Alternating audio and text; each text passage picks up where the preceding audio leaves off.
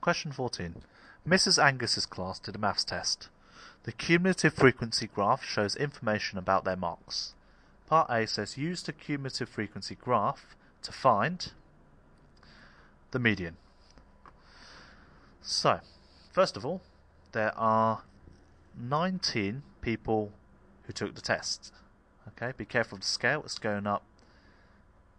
Every 2 boxes goes up 1. Okay, so there's 19 pupils. Now, the median is going to be the person bang in the middle. Okay, so 19 add 1 divided by 2. So the 10th person is going to be the median score. So at 10, go across and down, and that would suggest that the median score is 46. Now, part 2 says the interquartile range, so the upper quartile minus the lower quartile.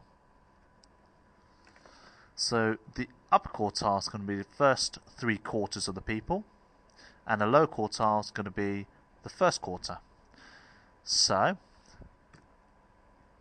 if we do 19 add 1 divided by 4, that would give us 5, so the 5th lowest mark would suggest bang on 30. So the low quartile is going to be 30, and the upper quartile is going to be the 15th highest mark. So across the cumulative frequency curve and down,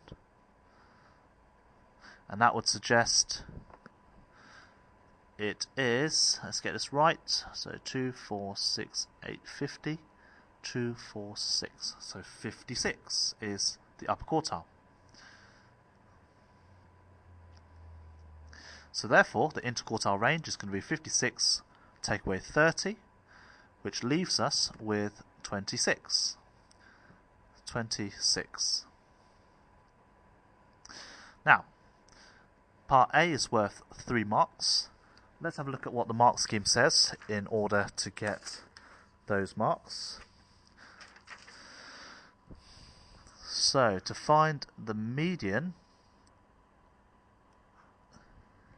you had to go across at 5 or 4.75 if you just divided 19 by 4 straight away.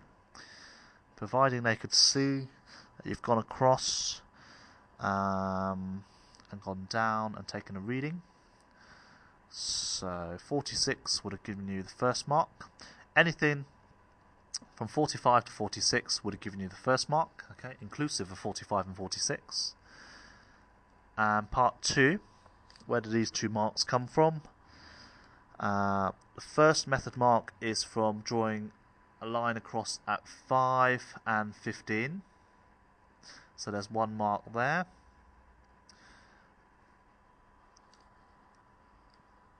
And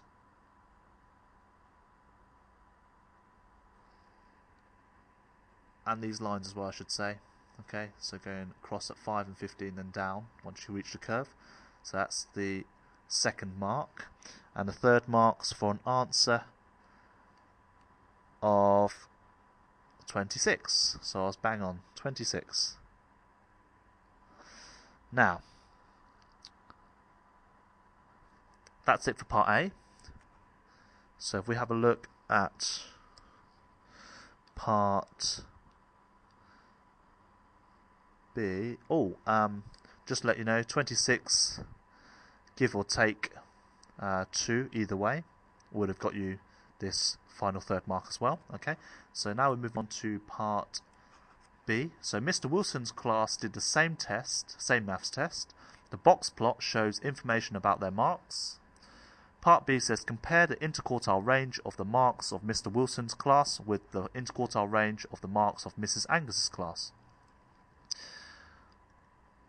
So we need to work out the interquartile range for Mr. Wilson's class from the box plot. So this here shows the lower quartile, and this would show the upper quartile.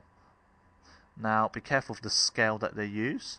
So the interquartile range is going to be upper quartile minus lower quartile.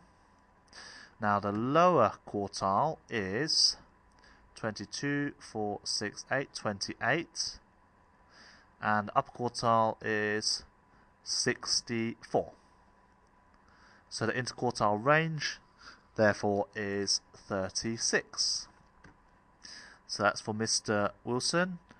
And if we look back, Mrs. Angus's class had an interquartile range of 26.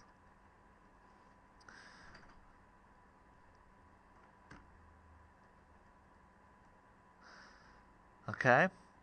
So the question is, compare the interquartile ranges of the marks of Mr. Wilson's compared to the interquartile range of Mrs. Angus's class.